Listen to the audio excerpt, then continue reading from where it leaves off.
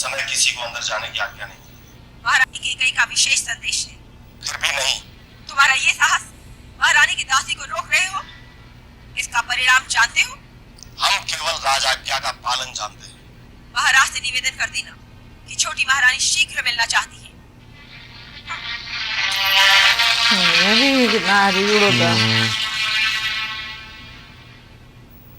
राम, कल तुम्हारे सिर पर राजमुकुट पहनाया जाएगा, परंतु ये याद रखना, जो राजमुकुट पहनता है वो अपने आप को अपने देश और अपनी प्रजा के हाथों सौंप देता है।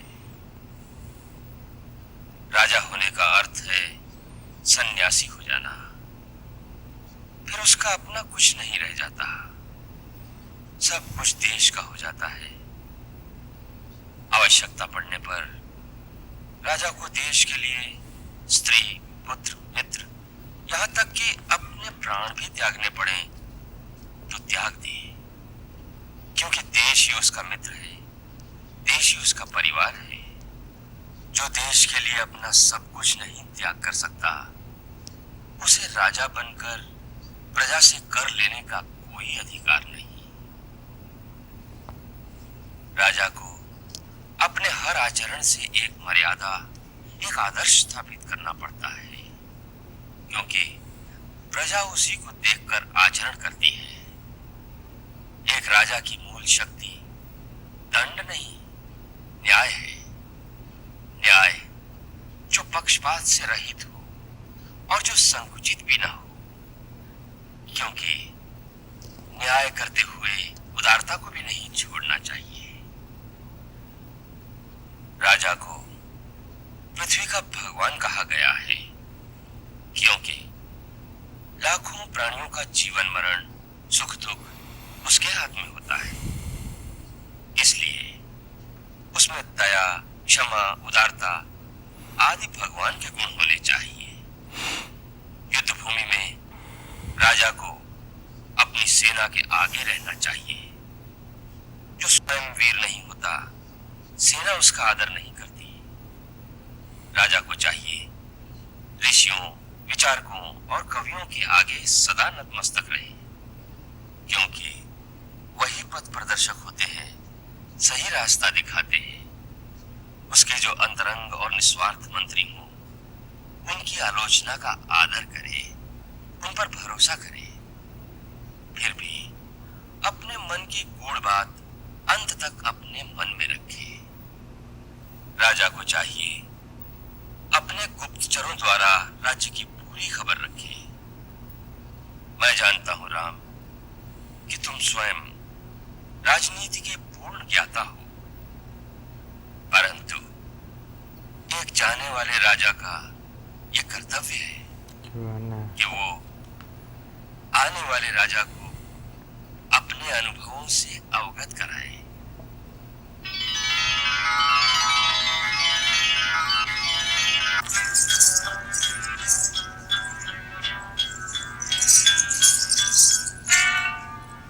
बहुत भड़काएगी।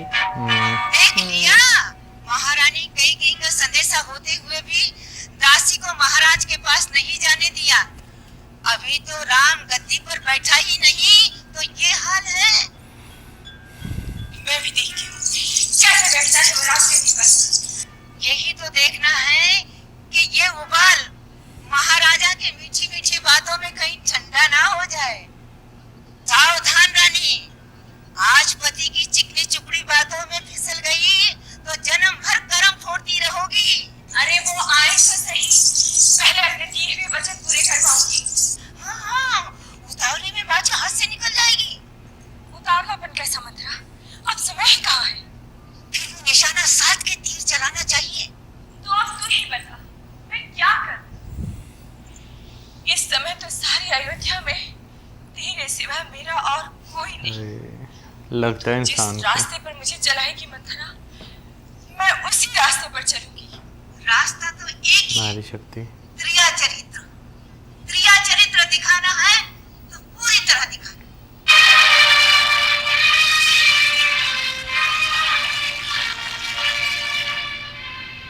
सबसे पहले तो तू ये ये अपना साज श्रृंगार उतार कर फेंक दे, निकाल दे ये गहने सब। दुख की चली जा सीधी गोप भवन में। जल से निकली मछली की तरह धरती पर तड़पती रहना। कितना जहर भरे ना। रो रोगी आंखें सुझा लो, भले ही छोटे आंसू। फिर उसे क्या होगा? तुम्हें इस बुरी हालत में देख के महाराज के होश उड़ जाएंगे। फिर वो तेरी मिन्नत करेंगे, तेरे पैरों पड़ेंगे। रानी, तेरी ये दशा क्यों है? तेरी ये हालत क्यों है रानी? अरे मेरे प्राणों से प्यारी, मुझसे बात तो करो। लेकिन सावधान, बात न करना, केवल आंसू बहाती रहना। लंबी लंबी लंबी लंबी आहें भरना। लेकिन प्राण न दो, किसी बात का उत्तर मत देना। फिर मैं वो दोनों वर कब मांगूंगी? अरे बताती हूँ ना, बताती हूँ ना। देख, पहले ले लेना, राम की सौगंध उठवा लेना, फिर मन की बात कहना। राम की सौगंध जब तक ना उठाए, अपनी माँ कदापि ना कहना।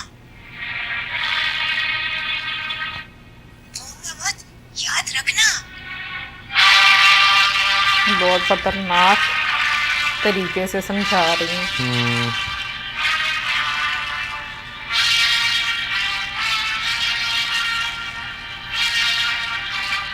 मुझे फेंक डाला है।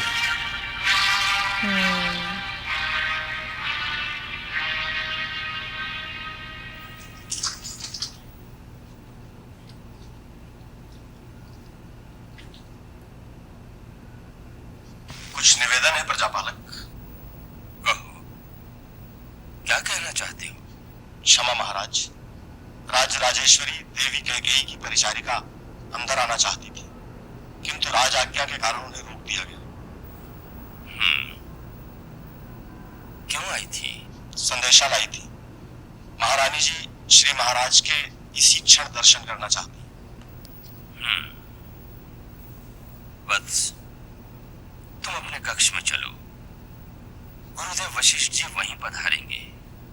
वो तुमसे और सीता से इस अवसर पर कुछ धार्मिक अनुष्ठान करवाना चाहते हैं। जो आज्ञा।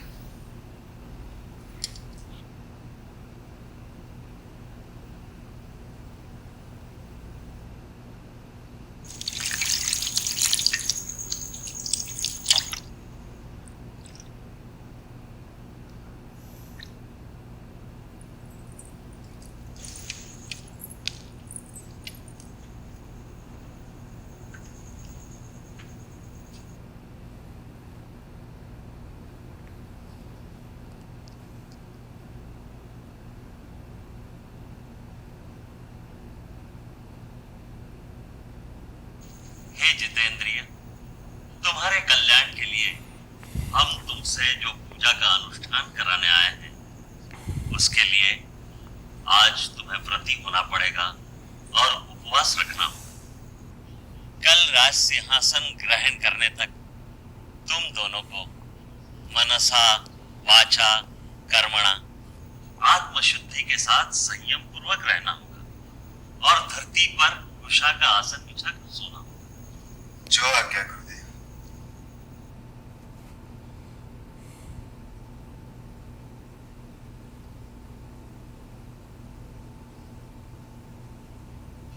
देवी, कितनी शांति है उनके कक्ष में। तूफान से पहले की शांति। देवी कैकेयी,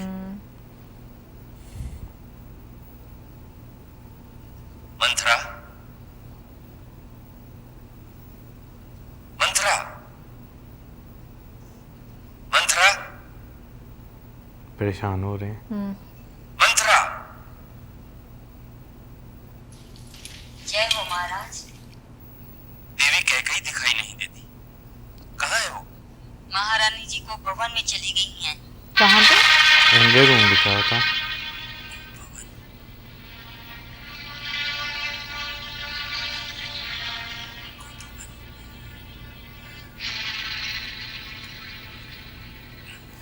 मतलब उस टाइम पर कोई ऐसा रूम बनाया जाता होगा? हाँ शायद हो सकता है जहाँ पर मतलब आप अपने आप को जाकर शांत कर सकें, अब या गुस्सा आता है तो गुस्सा आप हम अपना जो है वो निकाल सके, कुछ ना कुछ तो लेकिन होगा। मंथरा ने तो सच में बहुत ही ज्यादा जहर भर दिया। ये वो होता है कि आपका आशियाना जो है ना बहुत कुशल मंगल हो और बाहर के लोगों को आपके आशियाने की जो है ना वो शांति जो है वो भा ना रही हो, तो उसको भंग करने के लिए जो है ना कुछ तो करते हैं। और मंथरा जो है भाई समझ नहीं आ रही कि उनको प्रॉब्लम है Problem क्या, क्योंकि क्या वो थी? शुरू से मतलब देखती आई हैं, कभी जो उनकी बाकी सौतन हैं उन्होंने बुरा नहीं किया, तो अब आकर वो क्यों करेंगी। लेकिन खैर जहर तो जहर है, कभी भी भर दो, खुद इंसान इस तरह का। हालांकि मैंने ये बात सुनी कि जो कैकी जी है ना वो राम जी से एक्चुअली में बहुत प्यार करती थी और वो सीधी थी, मतलब वो जैसे देखो इसमें भी वो कह रही है ना कि मुझे समझ नहीं आ रही कि मैं क्या करूं, तो ऐसे लोगों को कंट्रोल करना जरा आसान हो जाता है। फिर जो वो मंथरा ने फिर कर लिया ना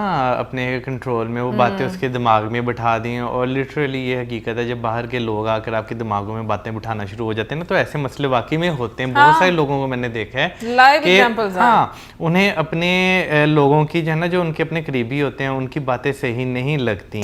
जो बाहर के लोग होते हैं ना वो कहते हैं हाँ ये सही करे। अब जैसे जो उनका फायदा उठा रहे होते हैं, जो कहा गया कि वो आके तुम्हारे जो है वो सर पे विराजमान हो जाएगी, बुरा सलूक करेगी, तुम्हें पाँव दबाने पड़ेंगे। तो अगर रियल लाइफ में थोड़ा सा इसका ऑपोजिट, यानी हर बंदे की सिचुएशन के हिसाब से बात कर लें, तो वो अब जैसे वो महारानियां वो कभी इमेजिन ही नहीं कर सकती कि भाई उन्हें किसी और के जो है वो पाँव दबाने पड़े। तो वो जो जब आप ऐसी चीज अगले बंदे के दिमाग में फीड कर देते हैं ना, तो अगला बंदा जो है ना उसका दिमाग और प्रोसेस करके मजीद उलझनों में से उलझा देता है। और ऐसे लोग ऐसा नहीं है कि दिल के बुरे होते हैं, हाँ। लेकिन उस टाइम पर क्योंकि उनको समझ नहीं आ रही होती, और पता नहीं, मुझे तो लगता है कि ऐसे लोग जो इमोशनल होते हैं ना और जो दूसरों की बुद्धि से चलते हैं, हाँ। उनको कंट्रोल करना आसान बहुत आसान होता है। बाकी नेक्स्ट वीडियो में देखेंगे अब क्या होता है, क्योंकि भाई बहुत ही मुश्किल किस्म का ये एक स्टेप मतलब होगा। और जो राजा हैं वो भी जो है काफी परेशान हो गए कि वो एंगर रूम में जो है वो क्यों गई हैं, चली नहीं गई, वो वहां पे गई क्यों है, क्या ऐसी बात हो गई है। चलिए देखते हैं नेक्स्ट एपिसोड में, देखेंगे आपके साथ, मिलेंगे नेक्स्ट एपिसोड में। बाय।